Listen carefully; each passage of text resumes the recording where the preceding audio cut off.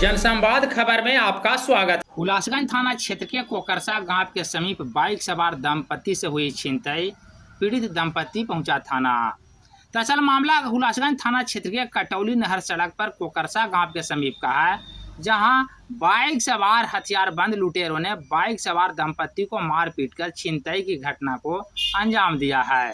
इस संदर्भ में छतरू बिघा निवासी दीपक कुमार शिकायत को लेकर हुलासगंज थाना पहुंचा है, जहां मामले की लिखित शिकायत पुलिस को दी गई है। घटना के संदर्भ में पीड़ित दंपति का क्या कुछ बताना है, ये सुनते हैं। घर छतरू भैया, क्या घटना हुई आप? घटना हुआ कि हॉस्पिटल में आई थी, मीटिंग था, लेट होने के बाद रह गए छतरू भैया। सुबह में जा रहे थे तो उन लोगों ने छीन छाट कर लिया। कितना पैसा छीना? 6,000 रुपया भी तुरंत निकाले थे बैंक से। कहाँ से निकाले थे? हुलासगंज बैंक से। बैंक तो आज बंद है। नहीं सर, अंगूठा से निकाले थे, रमन से। अच्छा, तो पैसा छीन लिया? जी। मोबाइल भी छीना? मोबाइल छीन रहा है, A23 था। मारपीट भी किया है हमको दोनों को। पहचानते हैं उसमें से? एक व्यक्ति को पहचानते हैं, हाँ, जिसका मुकेश कुमार नाम है, गोपालगंज के रहने वाला। ठीक।